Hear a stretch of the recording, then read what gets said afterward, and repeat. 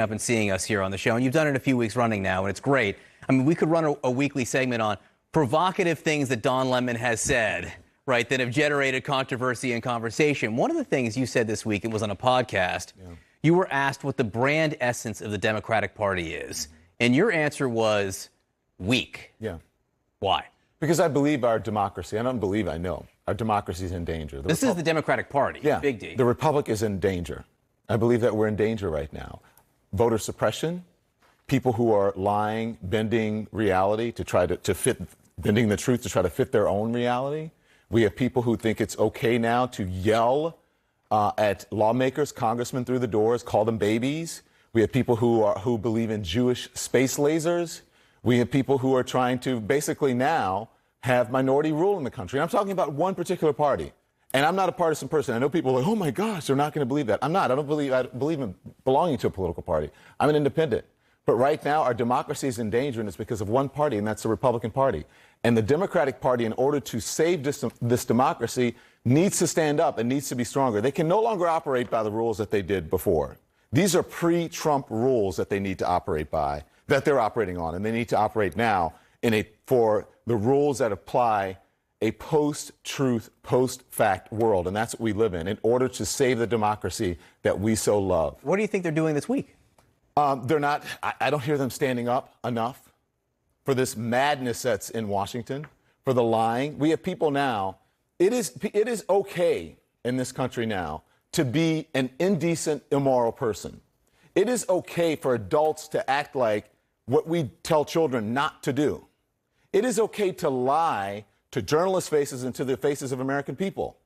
To tell people one thing one day about an insurrection and then another thing the next day about an insurrection. Or say it just didn't happen. Or say it didn't happen. I don't see Democrats standing up strongly enough for that. They need to become more cunning. They need to realize what is at stake.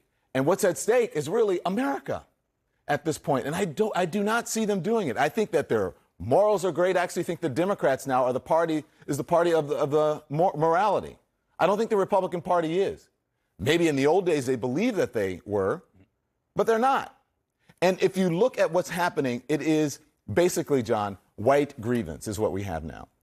I had Matthew Dowd on last night, who really dropped jewels last night. He said 25 to 30% of the population, white males in this country. 80 to 90% of the representation that we have in Washington and the people who hold power are white males. And what they're operating on now is white grievance, white fear. Trump capitalized on that. The country is changing, and they're afraid of it.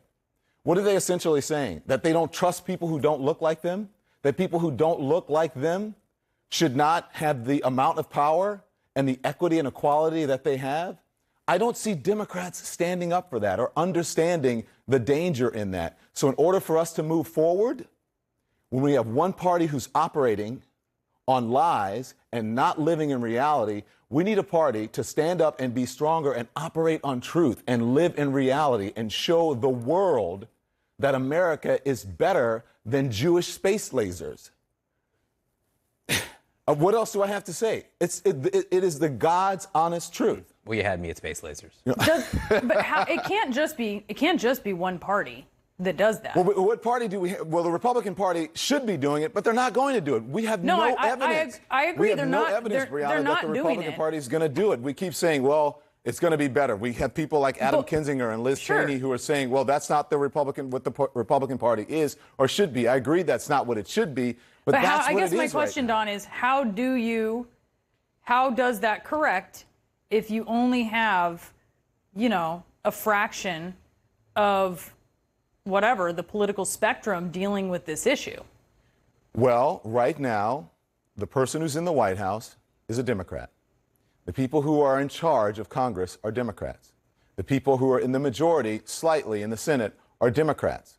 The only party now that is operating in reality is the Democratic Party. The Republican Party is obsolete. The Republican Party is not dealing and living in reality. So you cannot negotiate with a party that doesn't operate on logic. And so I don't know what the answer is when it comes to the Republican Party. I think at this point, it needs to be restructured and perhaps Americans who want this country to be a country that is sane and rational and equitable and equal, that perhaps they need to challenge the Republican Party more. But I don't think the Republican Party at this point is, I don't think that they can be changed. I really don't. I think that it has gone way too far, and it's just sad to see. I'm not a political person. I'm a person who lives in reality. I'm a journalist. I can see and I can hear, and I can think, and there is no reason to believe that the Republicans are going to start playing fairly and are going to start operating as a party of sanity. This is the challenge that, we're leaving for the next generation, is operating in a post-truth era. The happy note that I wanted to have you on to talk about, Don, is this very cool thing that we've been working on this week for the class of 2021 and honoring them as they graduate. I mean, these are the challenges they're going to be confronting. I will tell you, based on the seniors that I spoke with, I was incredibly encouraged by just how accomplished and wonderful these young people are who are graduating this year. This is a special. It's called Graduation 2021, and we've got a lot in store for them. Will you share that for us? Yeah, we've got a lot in store. We have lots of entertainers, but the biggest and most important person we have is the Vice President of the United States, who's going to give the commencement address. But there are lots of surprises. I don't want to give it all away, but you'll see some big names that you might not think that you would hear from or see in this particular moment. But listen, we're still operating we're moving out of COVID, out of quarantine. So there's still going to be, we're going to have some Zooms and some other things. But there are going to be performances that you're going to want to see. And